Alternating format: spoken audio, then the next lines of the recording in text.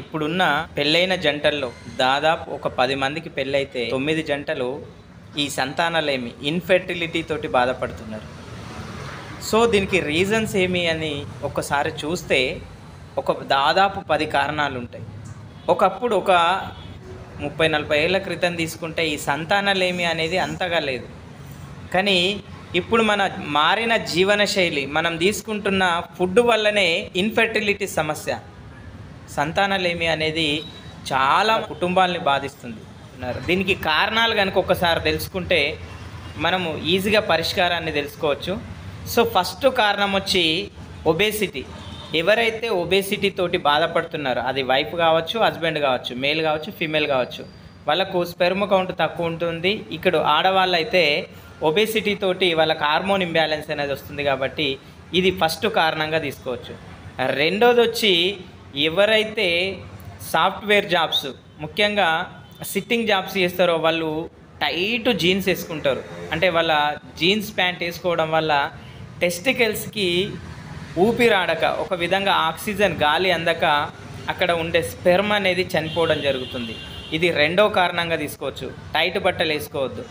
మూడవది వచ్చి ఎవరైతే వేడి నీళ్ళతోటి స్నానం చేస్తారో వాళ్ళకు కూడా స్పెర్మ్ కౌంట్ అనేది తగ్గుతుంది. తర్వాత నాలుగో కారణం వచ్చి ప్రోటీన్ డెఫిషియన్సీ. అంటే వీళ్ళు తీసుకునే ఫుడ్ అనేది చాలా తక్కువ ప్రోటీన్ ఫుడ్ ఉంటే స్పెర్మ్ అనేది, క్వాలిటీ స్పెర్మ్ అనేది ఉత్పత్తి కావు. ఇది నాలుగో కారణం తీసుకోవచ్చు. ఇక ఐదో కారణం వచ్చి బయట తీసుకునే జంక్ ఫుడ్, ఈ బిర్యానీలు కావచ్చు, బయట తీసుకునే జంక్ ఫుడ్, అది ఒక ఐదో కారణం తీసుకోవచ్చు. ఆరో కారణం వచ్చి స్మోకింగ్ కావచ్చు, డ్రింకింగ్ కావచ్చు, ఆల్కహాల్ కావచ్చు, ఈ అన్ని రకాల డ్రగ్స్ అనేది ఆరో కారణం అవుతుంది. మరొక కారణం వచ్చి మానసిక ఒత్తిడి. ఈ మానసిక ఒత్తిడి వల్ల కూడా వీళ్ళకు sperm count correct, egg release కాకపోవడం అనే సమస్య రావడం జరుగుతుంది. అంటే మరొకటి తీసుకుంటే వీరికి శారీరక శ్రమ లేకపోవడం. ఖచ్చితంగా మగవారికి స్పెర్మ్ కౌంటు కరెక్ట్గా ఉండాలి అని అంటే, స్వెట్ అనేది, టెస్టోస్టెరాన్ ఉత్పత్తి కావాలంటే శారీరక సమస్య అనేది ఖచ్చితంగా ఉండాలి. ఇక్కడ ఆడవారికైనా ఇది, మగవారికైనా. కాబట్టి ఈ కారణాలు తెలుసుకోండి. వేడి నీళ్ళ స్నానం చేయొద్దు, డ్రగ్స్కు దూరంగా ఉండాలి, ఆల్కహాల్కి దూరంగా ఉండాలి, టైట్గా ఉండే బట్టలు ధరించొద్దు.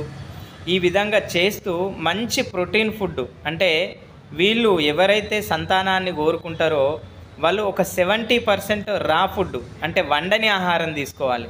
అంటే మార్నింగ్ మొలకలు కావచ్చు, నైట్కు ఫ్రూట్స్, తర్వాత ఈ జ్యూసెస్, కొన్ని రకాల జ్యూసులు, క్యారెట్, బీట్రూటు, తర్వాత మునగాకు జ్యూసు, గోధుమ గడ్డి జ్యూసు, మిక్స్డ్ వెజిటేబుల్ జ్యూసు, ఇలాంటివి తీసుకుంటూ డ్రై ఫ్రూట్స్ నైట్ డిన్నర్లో ఫ్రూట్స్, డ్రై ఫ్రూట్స్ వాళ్ళ డిన్నర్గా ఉండాలి.